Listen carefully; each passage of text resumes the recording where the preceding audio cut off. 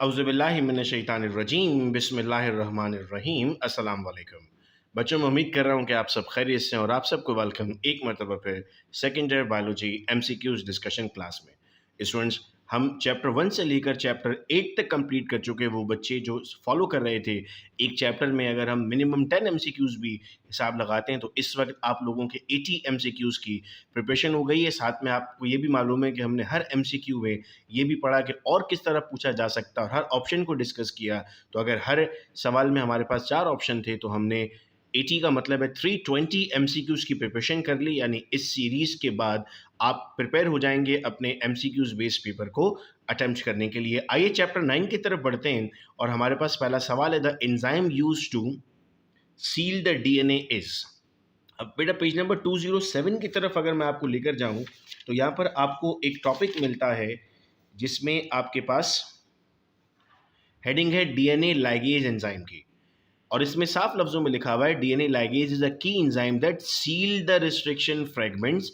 तो सील करने के लिए आपको जो एंजाइम चाहिए वो कौन सा एंजाइम है? सील करने के लिए जो एंजाइम चाहिए उसे हम नाम देते हैं लाइगेज एंजाइम। आइए अगले एमसीक्यू की तरफ बढ़ते हैं।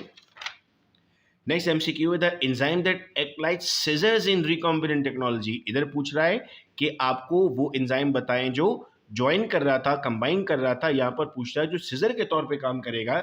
सिजर का मतलब था जो काटने का काम करेगा। हम एक बार फिर पेज नंबर 207 पर आते हैं और यहाँ पर बेटा हम ये वर्ड पढ़ते हैं, लिखा हुआ है these enzyme can be considered as a molecular scissor due to the restricting property of viral growth. और इस एंजाइम का नाम क्या है? इस एंजाइम का नाम है रिस्ट्रिक्शन एंजाइम। तो फिर एमसीक्यू वाले पेज की तरफ मैं आपको अगर लेकर चलूं तो आप देख सकते हैं कि ऑप्शन नंबर बी हमारे पास सही जवाब है। नेक्स्ट एमसीक्यू की जानिब बढ़ते हैं बेटा। नेक्स्ट एमसीक्यू है हमारा, if the sequence of nucleotide on mRNA template is AUCGUA then the sequence of newly synthesised DNA strand would be. अब आप ये जानते हैं कि आप जब एमआरएनए से डीआरएनए में जा रहे हैं तो वो अपनी कॉपी जनरेट कर रहा होता है। तो ए यानी एडिनाइन है। अब अगर ये आरएनए पर है तो इसमें यूरेसिल होगा, लेकिन अब आप कहाँ चले गए हो बेटा? अब आप डीएनए पर चले गए हो तो ए का टी बनेगा, यू का ए बनेगा, सी का जी बनेगा, जी का सी बनेगा, फिर यू का ए बनेगा और ए का टी बनेगा। तो ऑप्शन नंबर सी हमारे पास सही जवाब हो गया। ये कॉन्सेप्चुअल सवाल था आपका और इससे आपको ज़रूर इम्तहान में एक सवाल पूछा जाता है और इस तरह के सवाल तो आपके एमकैट के पेपर में भी पूछे जाते हैं। अगला है हमारे पास मल्टीफैक्टोरियल डिफेक्ट रेफर्स टू। देखो कभी कभी आपको सवाल आसान लगता है लेकिन हम सही से पढ़ नहीं पाते उसको। अब मल्टी फैक्टोरियल के लिए हम कहते हैं, यहाँ पर लिखा हुआ है मैनी जीन्स। अक्सर बच्चे कहते हैं मल्टी मतलब मैनी होता है, मैनी जीन पर टिक कर देते हैं। लेकिन बेटा अगर 214 को हम एक बार गौर से देख लें और पढ़ लें, जब हम बुक रीडिंग की बात करते हैं तो उस बुक रीडिंग में हमारे पास यहाँ पर मल्टी फैक्टोरियल का जिक्र किया गया है, जिसमें बेटा हमें कहा गया है कि वो मल्टी फैक्टोरियल डिसऑर्डर्स जैसे कि एस्थमा, इंसुलिन डिपेंडेंट डायबिटीज है, ये भी याद करना होगा आपको चूंकि ये भी आ सकता है पेपर में, are caused by additive effect of several genes along with environmental factor। तो दोनों बातें हैं, सेवरल जीन भी है और इन्वायरमेंटल फैक्टर भी है। तो आपके पास जो सही जवाब आ रहा है बेटा वो सही जवाब है ऑप्शन नंबर सी। फिर क्वेश्चन है which of the following can serve as a vector. Vector किसे कहते हैं? वेक्टर कहते हैं सर जो होल्ड करके आगे ले जाए। अब बच्चे कहते हैं सर बैक्टीरियोफेज आंसर है।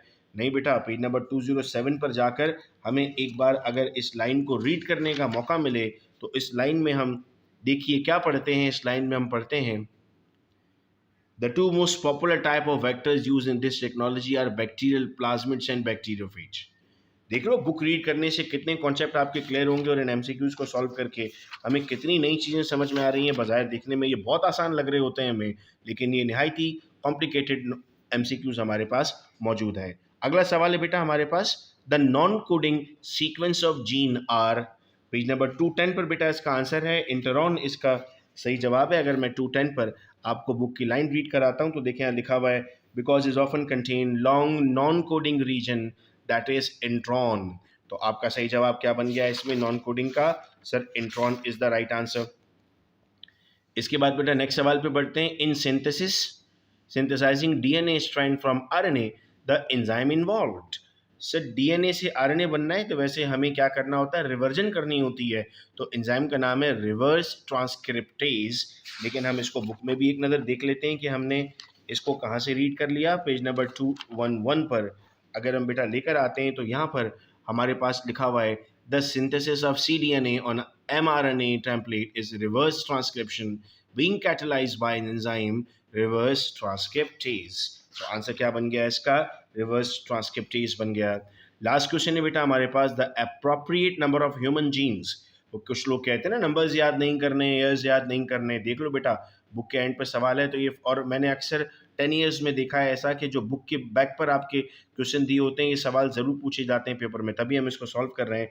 इसका जवाब हमारे पास ऑप्शन सी है, पेज नंबर 213 पर बेटा क्लियरली ये बात लिखी हुई है। जब हम ह्यूमन जीनोम प्रोजेक्ट को पढ़ते हैं तो ये देखिए यहाँ पर लिखा हुआ है 1990 डिस्कवर एस्टिमेटेड, ये वैल्यू बेटा यहाँ पर दी हुई है 30,000 to 35,000, और यही हमारे पास इस सवाल का सही जवाब भी था। मैं उम्मीद करता हूँ कि ये चैप्टर के एमसीक्यूज भी आपको समझ में आ गए। इंशाल्लाह अगली वीडियो लेक्चर में हम चैप्टर नंबर 10 को डिस्कस करेंगे। बहुत शुक्रिया आप तमाम का इस वीडियो लेक्चर को सुनने का। अपना बहुत ख्याल रखिएगा आप सब लोग। अल्लाह हाफिज़।